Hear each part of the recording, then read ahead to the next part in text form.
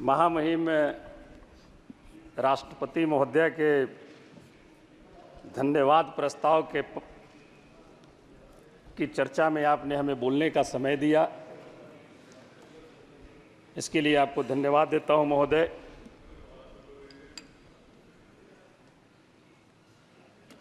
महोदय ने जो अभिभाषण दिया है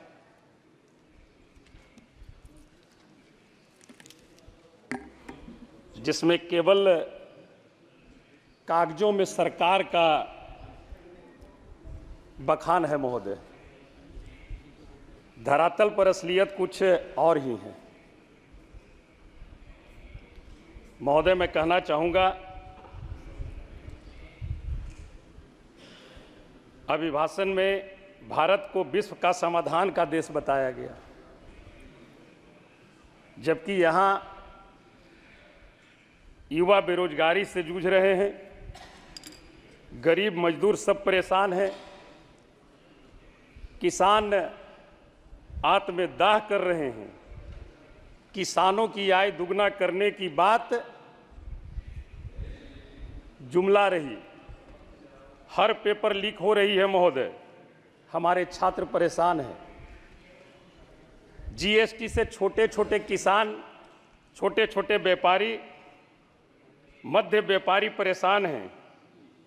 पहले अपने देश की समस्या, जो विकट समस्या है, ये अगर समाधान हो जाए सरकार के माध्यम से तो मैं समझता हूं कि बहुत ही अच्छा रहेगा। महोदय, महामहिम महोदया जी के अभिभाषण में बिहार राज्य का कोई जिक्र तक के नहीं है, जबकि बिहार की बैसाखी के सहारे ये सरकार चल रही है महोदय, कहीं पर भी कोई जिक्र नहीं। बिहार में रोजगार का अभाव है महोदय, जबकि बिहार राज्य में ऐसे संसाधन हैं जो रोजगार का सृजन कर सकते हैं, लेकिन न तो राज्य सरकार उस पर ध्यान दे रही है और न ही केंद्र सरकार ध्यान दे रही है।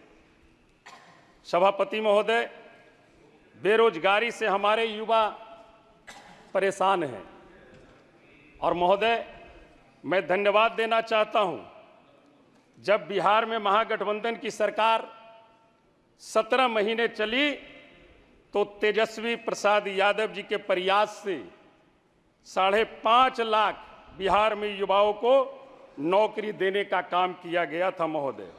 और मैं बताना चाहूँगा, एक दिन में एक साथ 2,23,000 समथिंग कुछ युवाओं को एक दिन में नियुक्ति पत्र बांटने का काम बिहार में हुआ था महोदय, महागठबंधन की जब सरकार थी। माननीय सभापति महोदय, मेरा अनुरोध है कि बिहार के हालात को देखते हुए विशेष राज्य का दर्जा देकर आर्थिक पैकेज दिया जाए। हमारे माननीय बिहार के मुख्यमंत्री जी का ये बहुत पुराना मांग है कि बिहार को विशेष राज्य का दर्जा दिया जाए।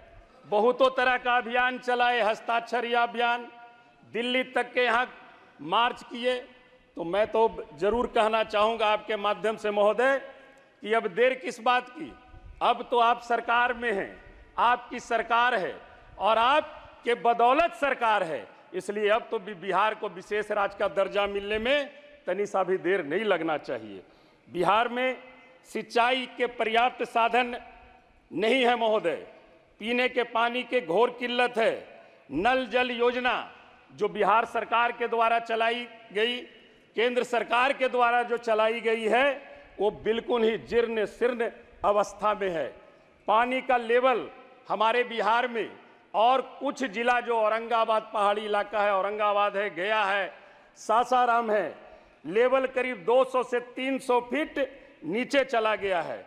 सरकार द्वारा पीने के पानी के लिए एवं सिंचाई हेतु जल संसाधन की नीति नहीं बनाई गई है। कोई नीति बनाती महोदय, जल है तो जीवन है, और जल है तो जीवन है, और सिंचाई अगर होती है, हमारे किसान अगर खुशहाल होंगे तो निश्चित तौर पर हमारा देश खुशहाल होगा महोदय।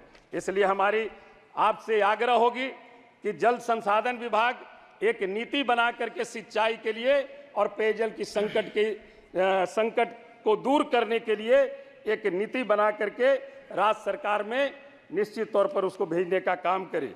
हमारा एक आग्रह होगा महोदय, बिहार राज्य एक तरफ बाढ़ का प्रकोप झेलता है तो दूसरी तरफ सुखाड़ का प्रकोप झेलता है महोदय।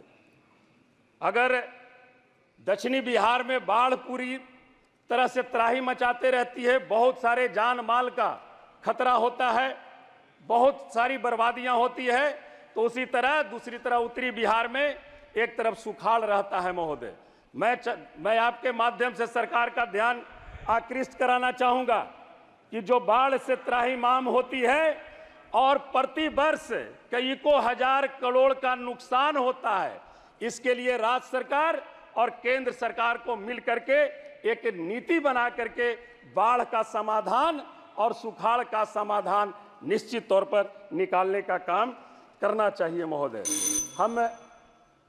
हमारे के यहाँ कोई स्पीकर नहीं है महोदय, हमारा 8 मिनट टाइम है।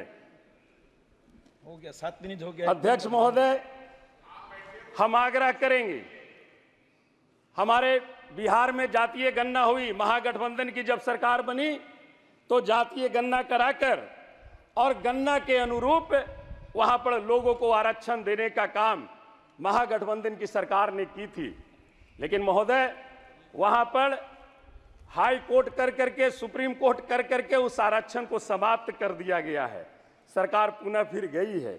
हम आग्रह करेंगे इस सरकार से कि देश में जातीय जनगणना कराकर जातीय गणना के अनुरूप आरक्षण की व्यवस्था करे। देश और बिहार के युवाओं की स्थिति को सुधारने के लिए राष्ट्रीय युवा आयोग का गठन करें, ये हमारी सुझाव होगी और हमारी एक आग्रह होगी महोदय। हम पहली बार बोल रहे हैं महोदय, इस सदन में पहली बार जीत करके हम आए हैं, हम आपका संरक्षण चाहेंगे महोदय। खत्म कीजिए अभी 1 मिनट में। 10 वर्ष की बात न करके इमरजेंसी के नाम पर देश को गुमराह कर रहे हैं।